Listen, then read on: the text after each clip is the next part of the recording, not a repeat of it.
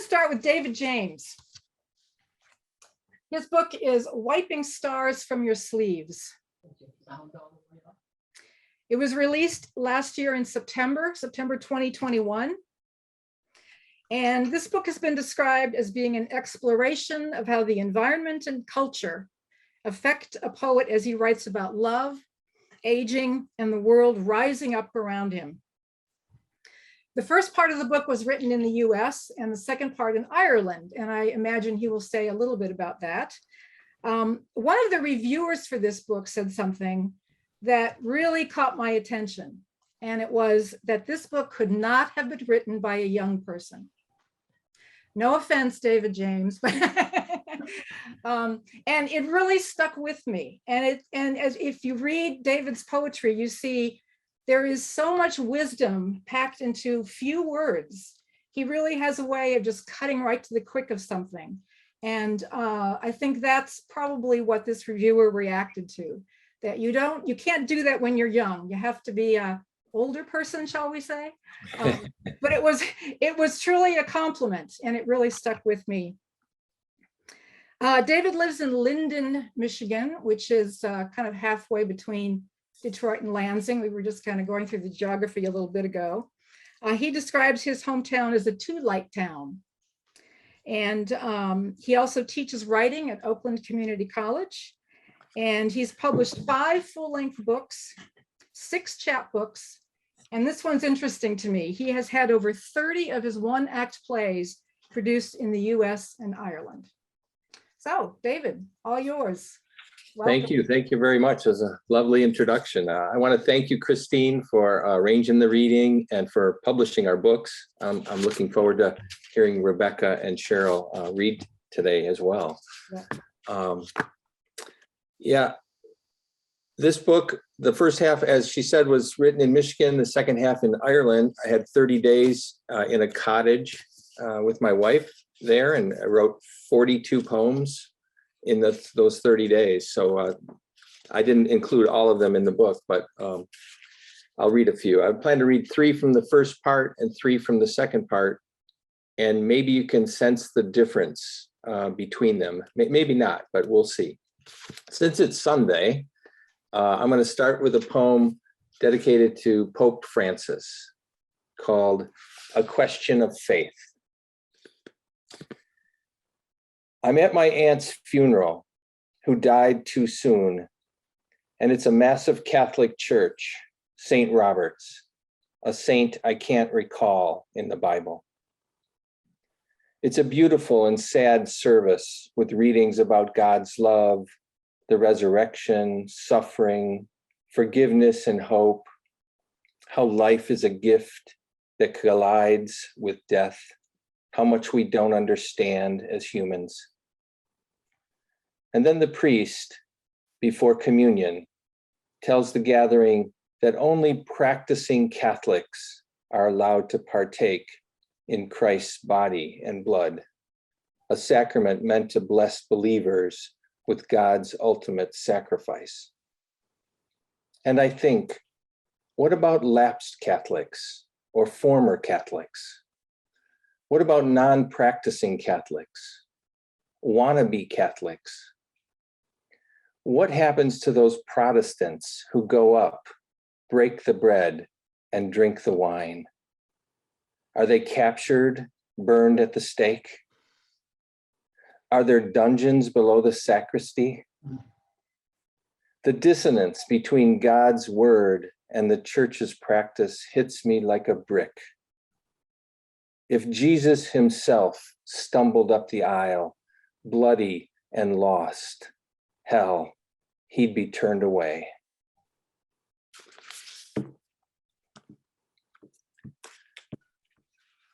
The next is about aging and the subtle transformations that happen to your body and to your perception of time as you travel through life. It's kind of also about the mystery of it all, I think. It's called Back in the Day. It's kind of a history of my life, really. A couple billion years ago, I was a freckle-faced kid with a baseball cap, a glove, and a bike to ride to the fields at North Shore Elementary, which is where I lived after breakfast until dinner. 1 billion years ago, I was smitten and took to you like clouds take to the sky. You were the lock, me the key, and we opened each other's secrets. And then 500 million years ago, the babies came and crawled across the land, rearranging our house and sleep schedule, breaking the tea set, finally rising up on 2 feet to demand full control of our lives. It's been several million years now, and the grandkids carry our hearts around on silver platters, while the sun and the stars shine down, refusing to let on why or even how.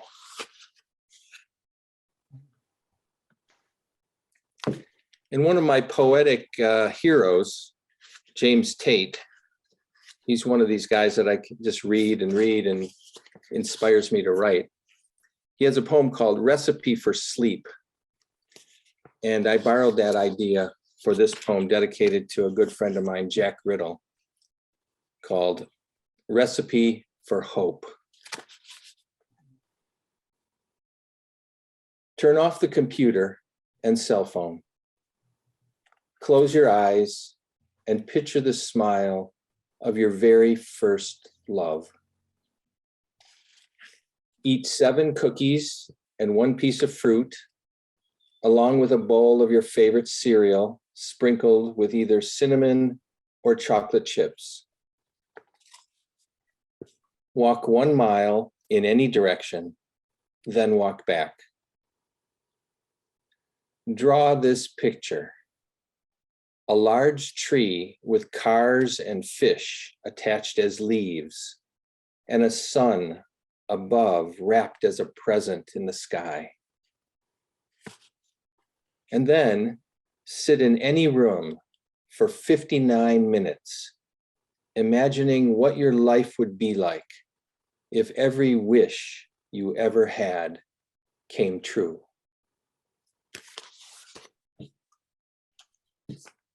So those are poems from the first half, all written in Michigan. And the second half, each poem starts with a quote from an Irish poet, which inspired the poem. And all these poems were written in this little college, on a little cottage in the Loophead in County Clare. Tom Lynch was the owner, and it was his aunt's, Aunt Nora's, before she passed. And the first epigram comes from John Montague's poem. And he said this: while time bends you slowly back to the ground. The poem's called Gravity's Rule. There's an actual candelabra at Nora's cottage, tied to a dolly that allows you to lower it, light the 6 candles, and lift it back up, left over from before electricity, I'd wager.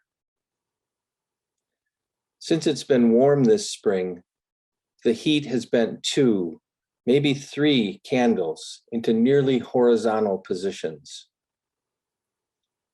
I'll have to lower it and replace them before we leave, but we're here through mid-June. Still have 20 days to enjoy the metaphor, how we're all undone over time, leaning into the earth.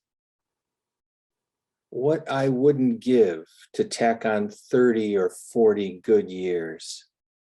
Hell, I'd promise to be stunned by every sunrise, every sunset. I'd promise every day to sing.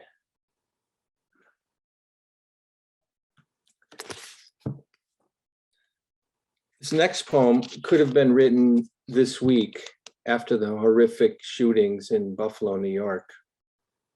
However, It was written 3 years ago. So in some sense, little has changed. It's titled, It Starts with G, Like God. And the quote is from Derek Mahone. Your ashes will not stir, even on this high ground. This time, Virginia Beach, May 31st, 12 people killed. Tomorrow, it could be at your grocery store, your workplace, your favorite bar, a gas station. Next week, it could happen on your street as you grill hot dogs and red onions. This is not normal or sane. And where's the turning point? How many more have to die senselessly, kids, parents, employees, before something is done to keep guns out of certain people's hands? I'm bored with prayers and words of compassion. I'm sick of vague platitudes and political apathy. There is no justification possible that includes the bloody murder of innocence. It's time. It's beyond time. As the funerals wind down, the nightmares begin, the curses and regrets and pleas. We all dress and go out, a bullseye on our backs, ready for someone's aim.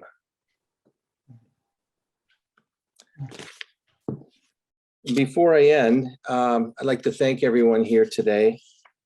You can't imagine how much this means to us poets, to have an audience, to share our words with you.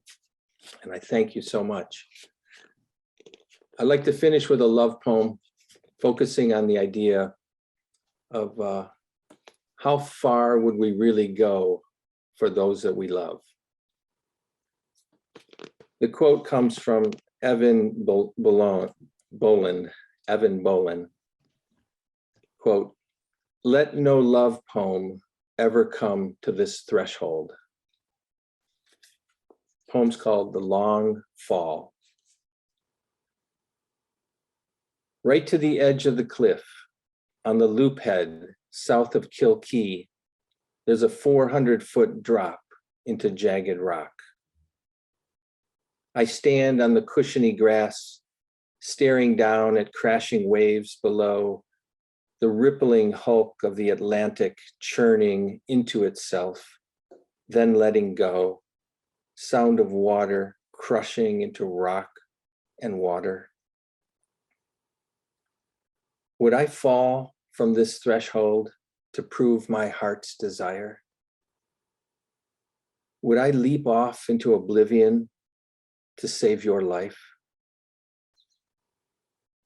May love find the faith to step away from the edge and walk back into town with us, singing to the yellow moon. Thank you very much. Thank you, David. That was really wonderful. I think you can see why those poems could not have been written by a young person. Can we unmute to clap? Sure. Yeah. Thank you very much. Thank you. Thank you, David. There are just a few comments that came through here. Someone said a great title. I think that was for the first poem. Great observations, David. Love that first poem, David.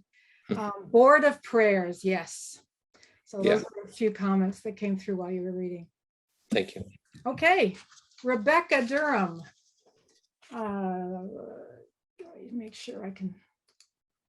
There she is. Okay, Rebecca. Rebecca's book is Loss Less. It was released this past January 2022. The image on the cover of this book is a painting by Rebecca, and the title is Blue Alluvium. Now, it's been a long time since I took a science course, so I had to look up alluvium. And if I got it right, it's sand, gravel, soil, things that kind of are washed away by running water. And when you look at the painting, it all makes complete sense. Yes, it's a beautiful painting. Rebecca is a poet, an artist, and a scientist, a botanist, to be specific. I encourage you to look at her website. And again, I'll point out some of these things a little bit later. But if you look at her website, you'll see her abstract art, photography, poetry. And I think you'll see quite clearly that everything she does is a close examination of the natural world. And she expresses her observations in art and poetry. She's originally from New England, and in fact did her bachelor's degree at Colby College, which is up the road here a little further, but not too far away. And Colby has an amazing art museum. If you're ever in Maine, I know I'm supposed to say that Bowdoin's Art Museum is fabulous, but I think Colby's is a little bit better, actually. She has a master's in botany from Oregon State and an MFA in creative writing from the University of Montana.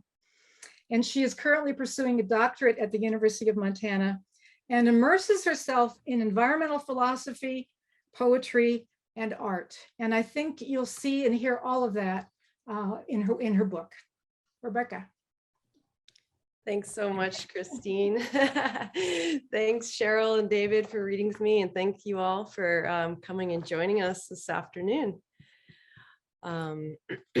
So I will get started. I have kind of a varying styles, as you see, but as Christine says, it's all sort of tethered around kind of examination of the natural world and eco-melancholia about the environmental destruction that is happening. So this argillite is ripple lashed, time stamped by crests and dips, red waves in the forest, hot cliffs and heuchera. I'm walking in the mixed con glade through the cicada staccato.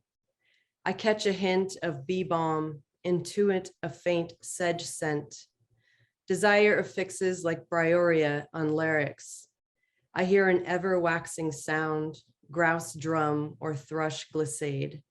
And you wanted to tether me to those silent, colorless mediums. Your shrill, dark loops don't slake me. In this wrapped forest fervor, my storm royals are boreal. Green needles spindle up. Hear the wildling wind, see the Red Sea thrashing, and I lashed to her mast.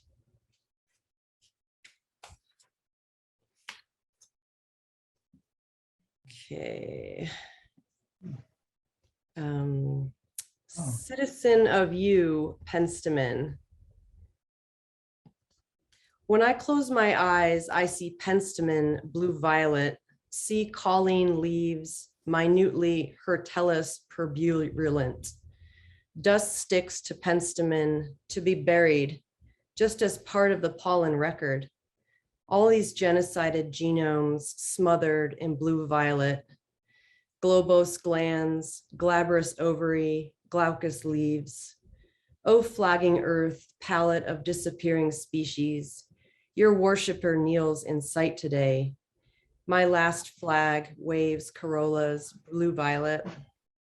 Rising from a codex, this nation of one.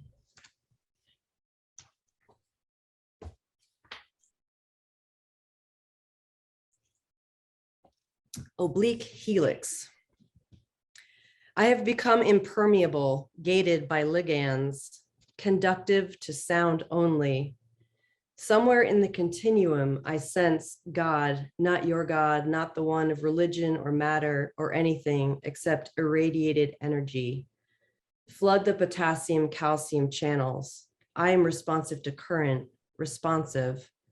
Voltage varies, opens or shuts the gate. Unleash the cellular lasso. Invert this, open this amplitude. I slip through the gating ring. I'm the I, sense, excitatory subunits. I'm hyperpolarized. I spark the gates. The sky writhes in me, pulls away lungs to fill my heart with blood. Between systole, diastole is the flare of me. Such a lush threshold, flesh. Right. So I'm going to now read Cloud Chords Considered.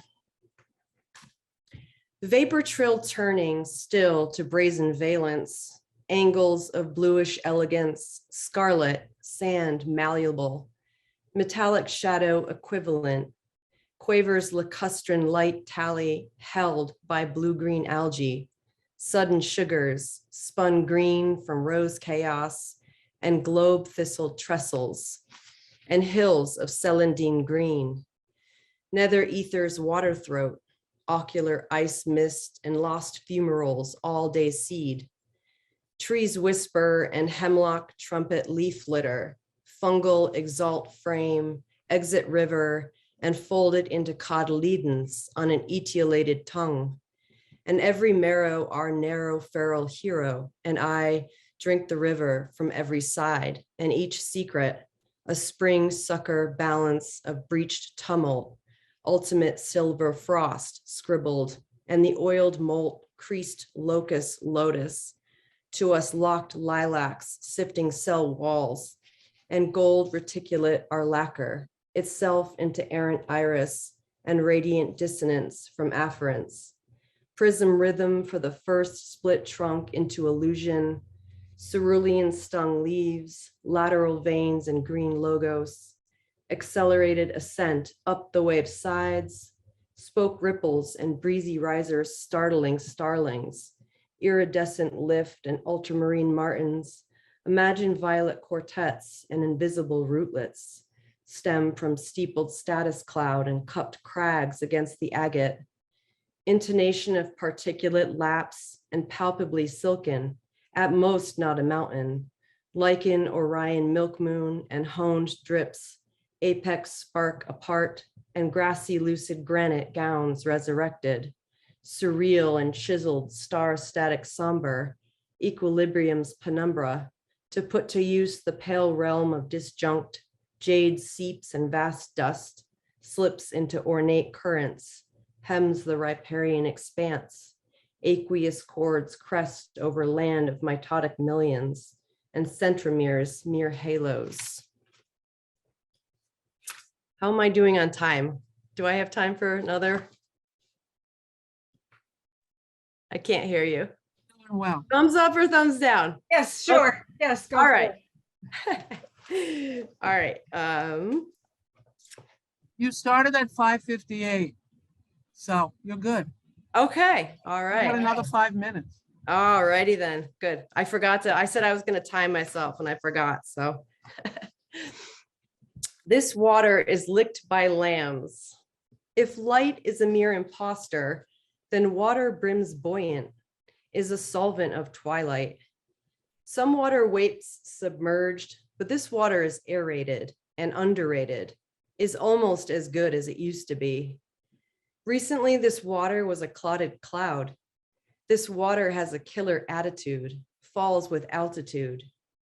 This water tears through reluctant sediment, saunters across the tarmac and pulses like iams. This water frolics with hemlocks, ferries fern spores from forests, reflects phosphorescence and inflorescence. This water is a ceaseless torrent. This water is turbulent ebullience and an insurmountable mountain. This water is tainted with tar, is bent with effluent. This water carries carcinogens. This water warns us from an oblique cue. This water asks us to query excess. This water chokes on our viscous silence. All right, pedal point. Politicians swarm like a mass of misfolded proteins. They dissolve less than half of what matters and don't have everything to do with this. Myelin sheets are crumbling, but forget all that. Slogans slither from fists and vibe on tonal textures. Larches are running on their own merits. Their pitch is an echo of stones. They pivot the pedal point up high this time. Out here where the fascicles thin, no longer bystanders. Dark-eyed juncos are up for re-election. Pollsters are knocking, looking for our opinions. We're out here tapping maples, licking bark. All right. That's it. Thank you, everyone. Rebecca. You can see how immersed in nature she is. All right, a couple comments came through here. Great mixture of science and poetic technique. I love the music of Rebecca's poetry. Loved, this came from two people, loved such a lush threshold flesh. Two people love that line. Beautiful musicality, great alliteration, wonderful use of sound. So wonderful feedback. Thank you. Thanks, everyone. All right, Cheryl Fish. Her book is The Sauna is Full of Maids. It was released in January of 2021. Cheryl lives in New York City, and of course I'm here in Maine. And when she first sent me the submission for this book, her thought was that either I would come to New York or we would both go to Boston, because she wanted to share her vast collection of photographs that she's taken in Finland with me, so we could decide which ones to put in the book. Well, then we had a pandemic, so that never happened. But you can see there are a number of photographs, color photographs in the book that she's taken. And so she did eventually send me the pictures that she thought would work the best. That's a picture of a friend of hers from Finland. Some very personal photographs in here, as well as some scenery. And it adds quite a bit to the book, certainly. Like, as I said, the pandemic started, and so it took a while to get this book going. The cover image, by the way, on this book is called A Finlandish Bath. I don't know if you can see that very well or not. It comes from a book from 1798 called Travels Through Sweden, Finland, and Lapland to the North Cape. And the gentleman who wrote the book was Joseph Asserby, again, back in 1798. The image is in the book, and it is a wood carving with watercolor, and it appears in the book. And if you notice, and he talks about this in the book, about how the baths work in Finland, he said almost every peasant had a little building on their land where they went for the bath. And there's the stones, over here, the stones, they heat the stones. Of course, they put water over it, the vapor rises throughout the building. And if you look really closely, a number of these people are holding switches, kind of, tree branches or twigs. And he says in the book that for about, 10, 15 minutes, they beat themselves with this switch. And he says in 10 minutes time, they're all as red as raw fish. And then he goes on to say that this is relaxing and invigorating, much like sleep. It doesn't sound that way to me, but that apparently was the tradition then, to not only sit in the vapor, but to hit yourself and really wake yourself up with these sticks. But it seemed a perfect image for the front of this book. Good history in there, really. So that's her book. Cheryl has obviously been to Finland many times. She was a Fulbright professor in Finland. She's a poet, fiction writer, and environmental justice scholar. She's the author of 2 chapbooks of poetry and has had poems and short stories published in many different publications. She's also written about extraction and mining in Sami areas of Scandinavia, and written about Sami responses through activist film, photography, and eco-media. She's the author of Black and White Women's Travel Narratives and co-editor with Farah Griffin of Stranger in the Village, 2 Centuries of African-American Travel Writing. She's currently professor of English at Borough of Manhattan Community College. Cheryl, I turn it to you Hi.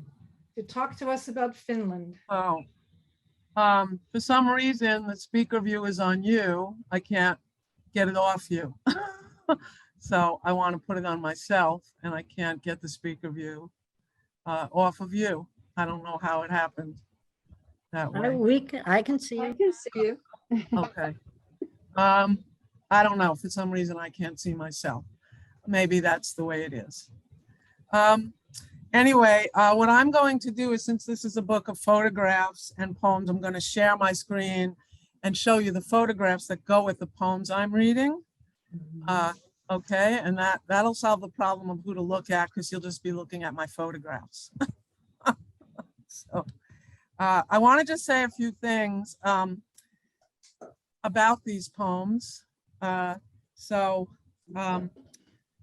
Thank you, Christine, for mentioning my research on Sami film and for photographs that resist mining and extraction in the Sami areas of northern Fennoscandia.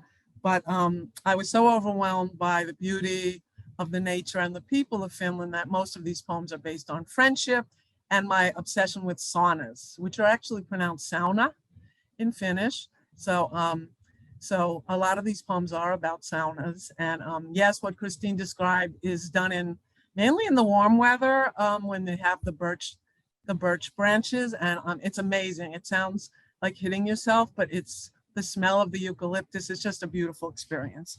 And the other influence on these poems is the Kalavala, which is the Finnish national epic based on oral tradition by Elias Lonarod's compilation in 1835. So I just wanted to mention that as influences in terms of the cadence and the rhythms and the myth of some of these poems.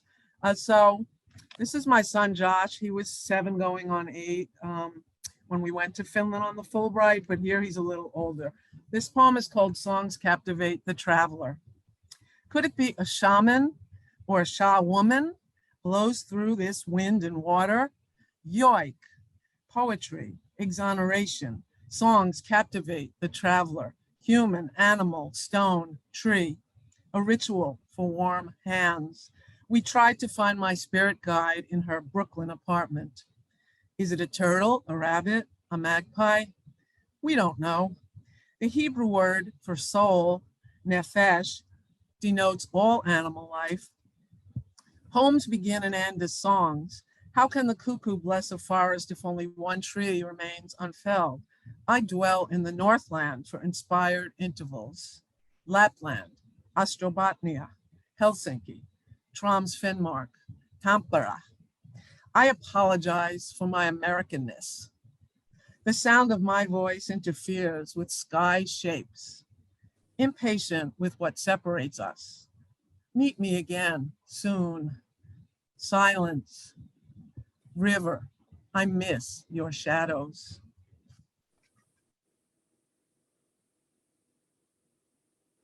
Okay, so hopefully no technical glitches here. So this poem, The Thin Man at the Kusijärvi Sauna, is based on an actual fire that happened while I was there. So I was inspired by this. The thin man wearing a cap at the Kusijärvi smoke sauna makes it hot enough to melt a stone. When he throws water, steam hisses in the small wooden room. Lips sear off my face. He cultivates heat like wanton love. His sampo, his compass, molding the pyre itself. Sing your song backwards. The smoke flew up the flue while we ate reindeer meat and lingonberry. Smoke curved in wisps, then it shot from the walls and chimney. Firefighters came to unfurl their hoses. We watched them spray and shout water, and the thin man, for whom heat is a favorite toy, walked out immaculate. That's a true story. Okay, let's see here. It's hard to choose which ones to read, but trying to give you a varied taste, and show you some of the photos. I'm so grateful to Christine. You know how hard it is as a poet to get a book published with your photographs as well as your poems? It's a true blessing. Okay, so this is the poem, Another Round of Heat. In the sauna, water rolls off Lulu. An older lady, a mistress of the Northland, decides how hot, how often it hisses. Her skin glows orange. Her skin glows in orange rind heat. Her friend prods her. A timid guest, I am not able to immerse in the gray ice lake. They clean their feet in the bucket after their plunge, naked except for paper shoes.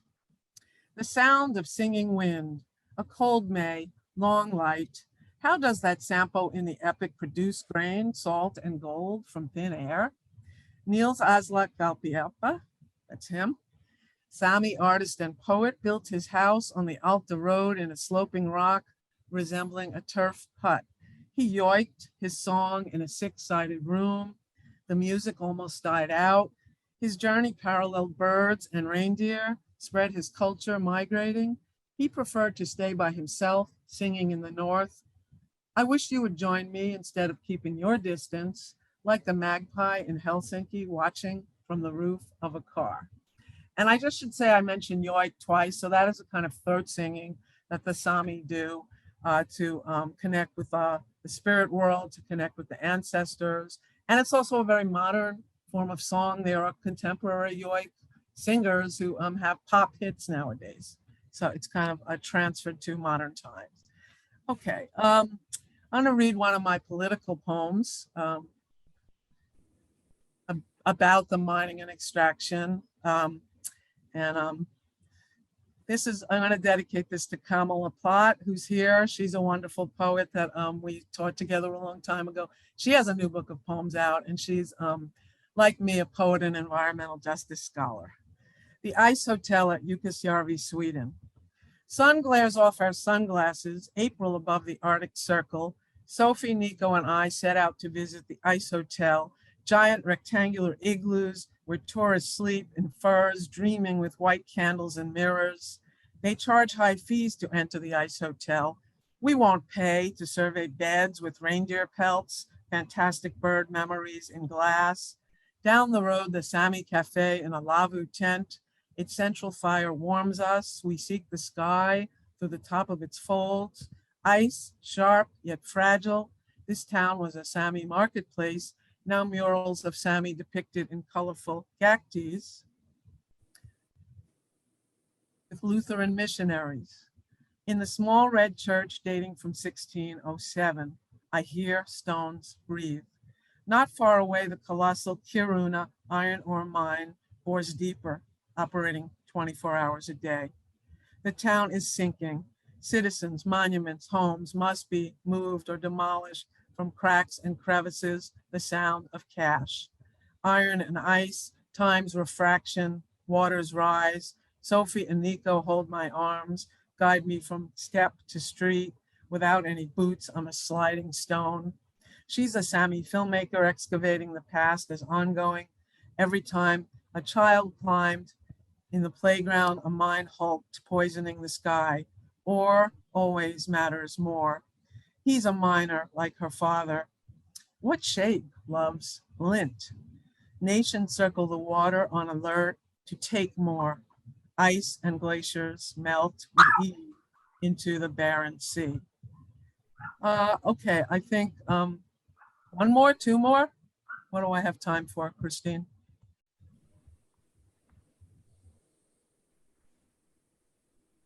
Christine? Two more. Okay, I'm gonna do a fun one because I just did that heavy one. So I'm gonna do a foraging poem about foraging, because you know when you go to, and by the way, I'm aware there's a lot of Minnesota people here. It's very similar to Finland. In fact, there's a lot of Finns in the Midwest, in the northern Midwest. So this is my foraging. I didn't do very well on the cloudberries. So I'm going to read this poem about the foraging, which is huge in Finland and the Nordic countries, pretty much like 75% of the people do it. Foraging.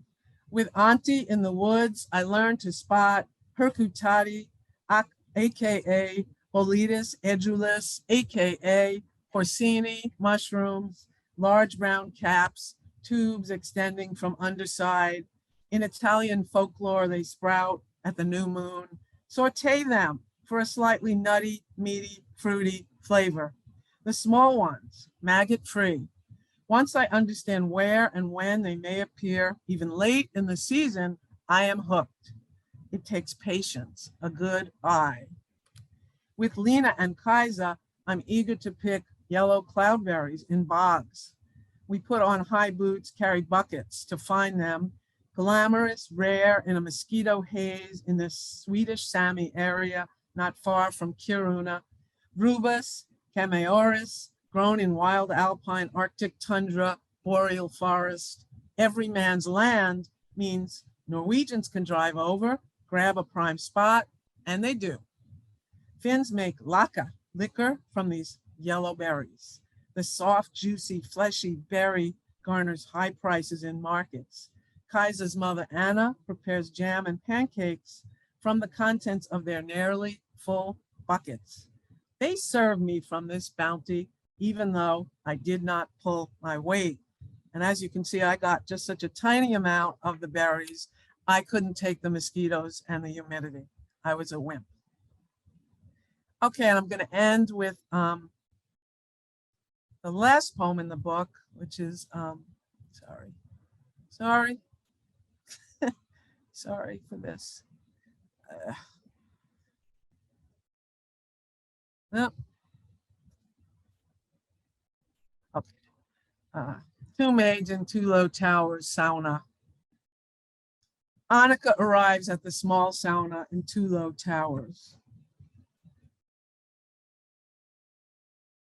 Rises like tolerance. Our friendship expands and quiets over 11 years since I first visited Suomi. We eat and drink and shop and walk, two maids sharing a view of Helsinki from the 11th floor deck, taking non-traditional paths, content with in-betweens. How pleasant for me to flit here.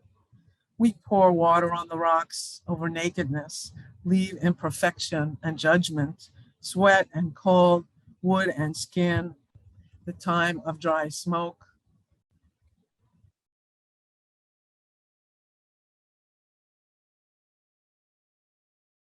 Music, collective and separate.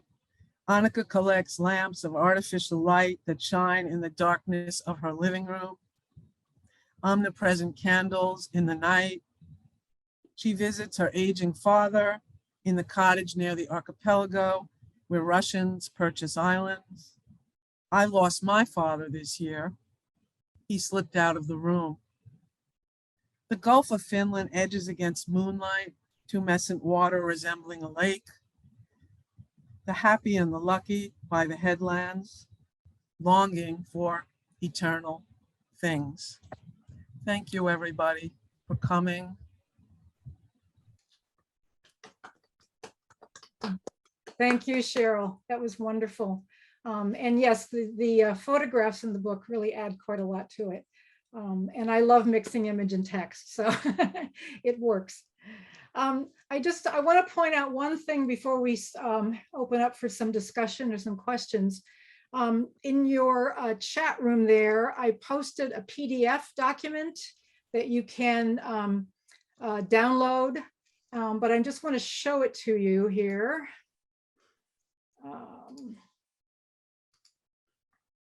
This is the PDF that's in your chat room. And I have little bits of information about each of the books. And you'll see that they're also on discount starting today through the week. So a reduced price for David's book there. And here's a link to the book's website. So you can click that and get a little bit more information and read some of the reviews on his book. And then there's also Rebecca's book, which is also on discount today and through the remainder of the week, and a link to her book. And then, of course, information about Cheryl's, which is also discounted this week. And then the last page of that handout has links to our website, Shanti Arts website, to our book catalog. Here are just 3 of our most recent book covers, and a link to the quarterly webpage. Here's where you can sign up for free digital issues. And here's where you can click to download or purchase past issues. Again, the digital edition of our journal is free. If you want print, then we do ask you to pay for that. And all the information is at these links. So that's all in your chat room. You can just download that and then you have it. Okay, let me go back. All right. There were a couple comments here. Love Shawaman is one. Love, I hear stones breathe. Somebody said also in Northern Michigan. Somebody said, I don't see the PDF, so I'll post it here again in a minute. Someone said, thank you. She had to leave early. And somebody has a question for Rebecca, which we'll get to in a minute. I have a few questions I want to kind of get things started with. And I'm going to start with Cheryl. Cheryl, your book brought us to Finland. Its past, its present, and its future. We met and saw photographs of friends of yours. You read bits about Finnish myths and legends, old traditions, and also current changes. Unreliable snowpack that's happening now in Maine, the cutting of forests, the building of towers and malls. Finland's an important place in your life, and you've written quite a lot about it. And I guess I'm curious to know how your writing has helped you understand your experience of Finland and what you can say about your understanding of the culture. That's a great question, Christine. Thank you. I think I wrote, and my novel that's coming out in October, Off the Yoga Mat, also is partly set in Finland. I think I write about it because I want, I want to take stock of it. I want to make sense of it. I want to celebrate it. I want to understand it through processing all the language, the culture, the people, my feelings of how I am when I'm there. I'm a New Yorker from Manhattan, and I go to a place where people are very quiet and love silence, and where there's not many people, where there's only 5.5 million in the whole country. So there's something I think about the quietness that enables me to reflect on things. But then I have a theory that Finns are really closeted, flamboyant people. They have a wild side. They have, and it's not only when they're drinking, they have a creative and wild side. And so a lot of the people that I've written about in some of the poems I didn't read that are in the book have some of the wilder side of things and some of the more experimental side of things. I think, and I'm just learning, I really don't consider myself, I don't consider myself that knowledgeable because I'm definitely an outsider. And I think I'm very interested now, of course, in Finland's wanting to join NATO, and I've wanted them to join NATO for a long time. Ever since I've gone, I was always puzzled by that, but I came to understand their unique history and how they managed to survive being, under the Swedish, under the Russians, changing their position in World War II. They have this thing called SISU, S-I-S-U, and it sums up Finnish character. It's perseverance despite setbacks, and they consider it how they are as a people. So I really admire this kind of tough resolve they have to survive and to be independent and to celebrate their history and their culture, as well as embrace technology. I mean, they had, in 2007, when I first went to Finland, they already had everything on their cell phone. They already did away with bank books and checking accounts. They already had the times all the buses were coming electronically posted. This was in 2007. They already had all that. So, and of course, Linux was from Finland, and Nokia was Finnish. So they have this combination of folklore and, and love of nature, but also they embrace technology and modernity. So I love the contrast and then the Sami do as well. The Sami, now use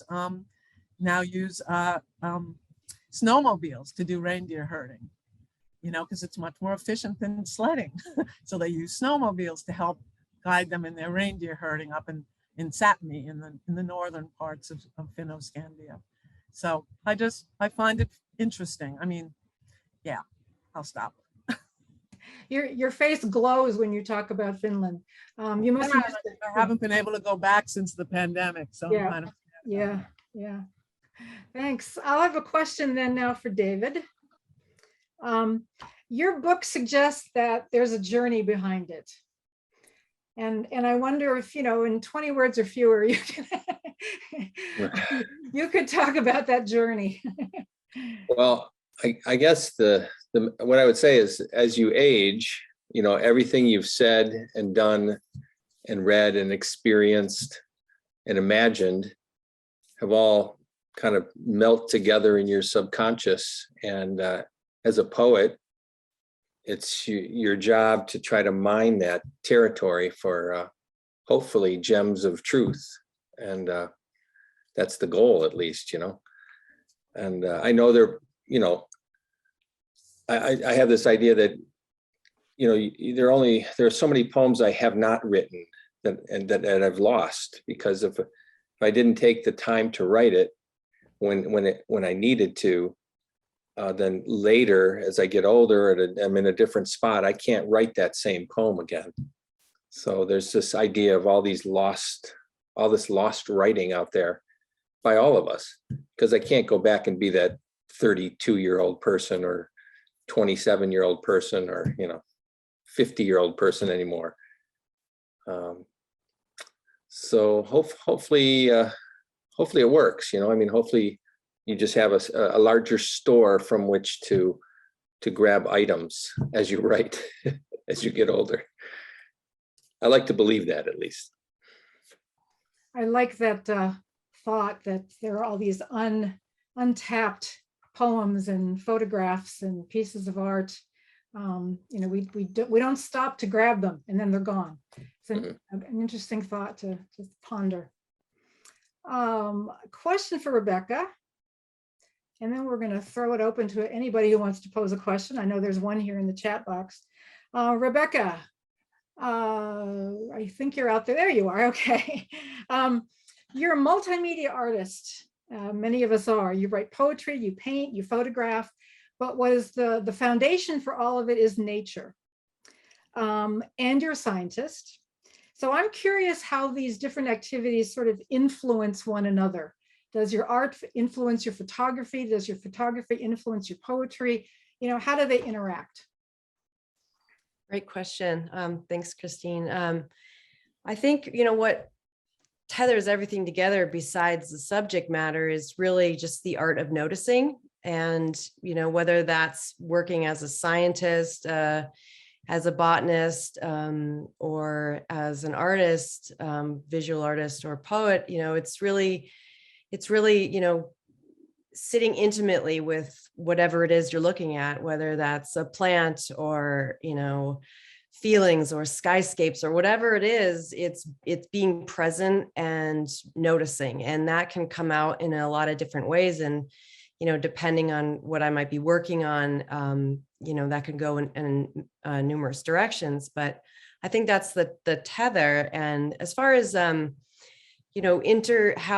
they like interact with each other in my life, I find it's, science has a lot of constraints. It puts a lot of constraints on exploration. So it might be, it's a little more controlled. And so I feel like often I've noticed when I'm doing lots of, either academic work or science that has a lot of constraints, then I feel like, I want to do more experimental art and more abstract painting and, have sort of the fluidity of that. I feel like we really inhabit the world in a more artistic space. We see our consciousness understands a lot of things simultaneously in a way that if you just presented information in a scientific manner, it would feel like lacking, right? Like that's not how we see the world. So I think it's just, yeah, it's an interplay of dwelling in perception and being present. And when things feel too constrained in one way, shape, or form, then, you know, I feel like there's more opportunity to disrupt that sort of narrative. That's very, very well said. I like what you say about the art of noticing, and the art of noticing yourself. You know, you were kind of talking about sometimes you have these reactions, and that leads you to do abstract painting. And it's sort of also the art of noticing what's going on yourself while you're noticing what's going on outside. Really well put. We have somebody who's doing a screen share here. Not sure what to do here, Cheryl. Can we get rid of the screen share somehow? It's John. I think he needs to stop it. On somebody. Yeah, I don't know if we can. There we go. There it is. Okay, there we are. Okay, terrific. Thank you. There's a few questions here for people. Let's see. Here's one from Phoebe. Phoebe, you want to pose it or should I read it? Okay, I'll read it. Sorry, it's okay. Please read it for me. Thank you. Okay, all righty. I have a question for Rebecca. It feels like your poetry draws together various layers or ways of experiencing nature, from sensory to scientific, and also mixing a playfulness with language. Do you consciously switch between voices, modes? How do you combine them? Thanks, Phoebe. Great question. I think it's not something that I am aware of. You know, all these ways of seeing the world are just in my head, right? I have a scientific information that is part of my experience and perception in a non-scientific way. And so, yeah, I'm not really aware of it. It's just kind of how it all comes out. And often I'm pointed to, people are like, oh, you use scientific language. I'm like, do I? This is how I think, this is how I write. I'm not really trying to put it out there. So it's just more, I guess, just fluid about how, it all comes out from my knowledge base and how I experience things. Thanks, Phoebe. Okay, thank you. And there's a question here for David. It says, can you talk about your writing process? Each day, were you writing all day, beginning of day, or what was your process? Yeah. Well, when I was in Ireland, it was mostly at the beginning of the day. I would read, I'd get up early, watch the 100 dairy cows go up the hill, across the street from me, look at the wind and the rain and the things outside this little cottage, and read. I only read Irish poetry while I was there and before I went, and just let those things take over. Basically, I filled up 2 or 3 pages of quotes from the Irish poems, which poet and which poem it came from, and I would often just go to them, and based on what was happening in my life, what I saw and what I was experiencing, and then the quote, they kind of matched together, and then I would start something at that point. And then I would work, throughout the day. Sometimes we'd go traveling and do things and go out to eat and go explore and come back and then work on it a little bit more. But it was very fluid. There was nothing, I wasn't like finishing poems. I was just kind of starting them, and I would work on them later. It was beautiful. I'd recommend it to anybody and everybody. If you ever can get 30 days in a cottage in rural Ireland, Do they lease it out or rent it? No, it was actually a friend of mine who let me have it. I asked to rent it for a month because I was on sabbatical, and he said, "Rent it? No, just tell me when you want it. I'll give it to you." So I had it. We had it free. It was glorious. Never once in a lifetime kind of a thing for us. That question was from Janet Walsh, and she has a very strong interest in Ireland. So the two of you could chat about that. Yes, for sure. Any other questions from anybody? Christine, I have a question. Yes. This question would be for everybody. David, you said at the start that we might notice a difference between, can you guys hear me okay? Mhm. Okay. That we might notice a difference between the poems you wrote in Michigan and the poems you wrote in Ireland. And also, Cheryl, you're being between New York and Finland. And Rebecca, it seems like you kind of live in different worlds as well, in the sense of being a scientist and an artist, but also you come from the East and now you're out West here.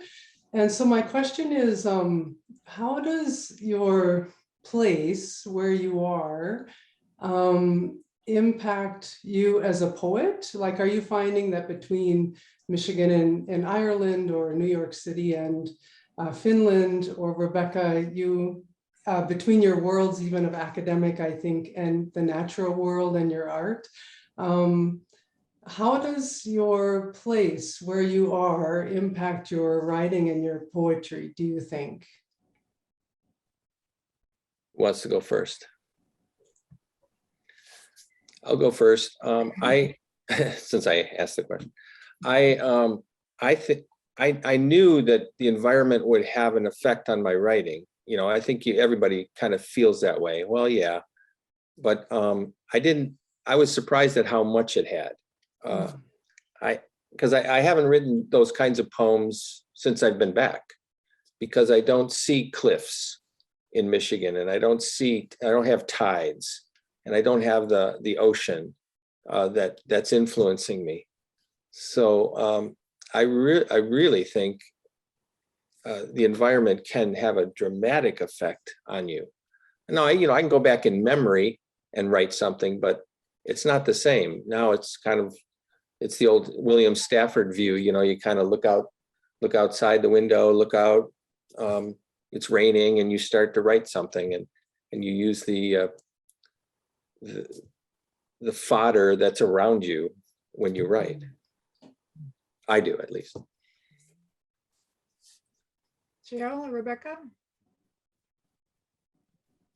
Yeah, so I think for me, sometimes it's very distinct. Like, I will actually have a poem in Lossless that is written from New England, and that one has different plants and geology references in it. So I think sometimes it can be very concrete. Writing from a different place can, have different, different flora, fauna, geology, like feeling, everything. And also sometimes, I've moved around a lot in the West, doing seasonal work before I settled in Montana. So I feel like those experiences in the woods by myself or in the desert, I feel like those are still really with me. And sometimes I don't need to be there to call those places up and those feelings up and that ecology up. It's still